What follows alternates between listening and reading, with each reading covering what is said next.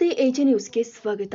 ಮೈಸೂರಿನ ಹೆಸರಾಂತ ಐತಿಹಾಸಿಕ ಎನ್ಟಿಎಂ ಶಾಲೆಯ ಅಂತಿಮ ಹೋರಾಟ ಕರ್ನಾಟಕ ಕಾವಲು ಪಡೆಯ ರಾಜ್ಯ ಅಧ್ಯಕ್ಷರು ಆದ ಎಂ ಮೋಹನ್ ಕುಮಾರ್ ಗೌಡ್ರು ನೇತೃತ್ವದಲ್ಲಿ ನಡೆಸಲಾಗಿದೆ. ಈ ಹೋರಾಟದಲ್ಲಿ ಗುಂಡ್ಲುಪೇಟೆ ತಾಲೂಕು ಘಟಕದ ವತಿಯಿಂದ ಭಾಗವಹಿಸಲಾಯಿತು. ಈ ಸಂದರ್ಭದಲ್ಲಿ ಎಂ ಮೋಹನ್ ಕುಮಾರ್ ಗೌಡ್ರು ಮಾತನಾಡಿ, ಎನ್ಟಿಎಂ ಶಾಲೆಯನ್ನ ಉಳಿಸ್ತೀವಿ ಅಂತ ಹಲವರು ಮಹಾನುಭಾವರು ಕ್ರಮೇಣ ಹೋರಾಟದ ಜವಾಬ್ದಾರಿಯನ್ನ ಕಾವಲು ಪಡೆಯ ಹೆಗಲೇರಿಸಿಕೊಂಡು ನುಡಿಚಿಕೊಂಡ್ರು ಎಂದು ಆಕ್ರೋಶ ವ್ಯಕ್ತಪಡಿಸಿದರು. ಇನ್ನು ಮುಂತಾದವರು ರಾಜ್ಯ ಸರ್ಕಾರ ಈ ಶಾಲೆ ಉಳಿಸುವ ನಿಟ್ಟಿನಲ್ಲಿ ಗಮನ ಹರಿಸಿ ಬಡ ವಿದ್ಯಾರ್ಥಿನಿಯರಿಗೆ ನ್ಯಾಯ ಕೊಡಿಸುವ ಕೆಲಸ ಮಾಡಬೇಕು ಅಂತ ಒತ್ತಾಯಿಸಿದರು. ಅಭಿವೃದ್ಧಿಯ ತೇರನ್ನ ಎಲ್ಲಿವರೆಗೆ ಸಾಧ್ಯ ಐತೆ ಅಲ್ಲಿವರೆಗೆ ಎಳೀರಿ, ಆಗಲಿಲ್ಲ ಅಂದರೆ ಅಲ್ಲೇ ಬಿಟ್ಟೋಗಿ ಅಂತ ಅನ್ನೋ ಮಾತನ್ನ ಹಿಂದೆ ಆಡಿರ್ತಾರೆ.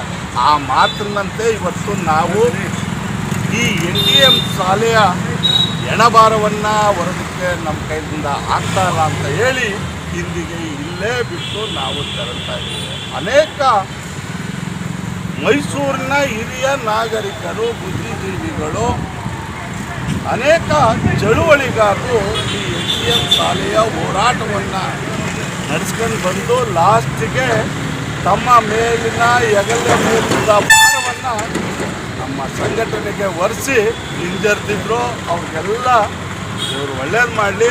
ಇಂದಿಗೆ ನಾವು ಕೂಡ ನಮ್ಮ ಕೈಯಲ್ಲಿ ಈ ಹಣವನ್ನು ಹೊರೋದಕ್ಕೆ ಆಗ್ತಾ ಇಲ್ಲ. ಯಾರಾದರೂ ಹೊರುವಂಥ ಮಹನೀಯರಿದ್ದರೆ ಬಂದು ಮುಂದುವರಿಸಿ ಅಂತ ನಾವು ಅವ್ರನ್ನ ಕೇಳ್ಕೊಂತಾರೆ.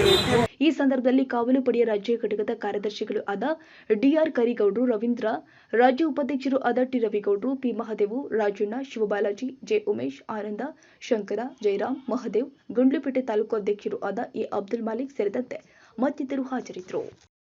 ತಾಜಾ ಸುದ್ದಿಗಾಗಿ ಎಜೆ ನ್ಯೂಸ್ 24x7ಗೆ ಸಬ್ಸ್ಕ್ರೈಬ್ ಮಾಡಿ ಮತ್ತು ಬೆಲ್ ಐಕಾನ್ ಒತ್ತಿ ತಪ್ಪದೇ ಲಿಂಕ್ ಶೇರ್ ಮಾಡಿ.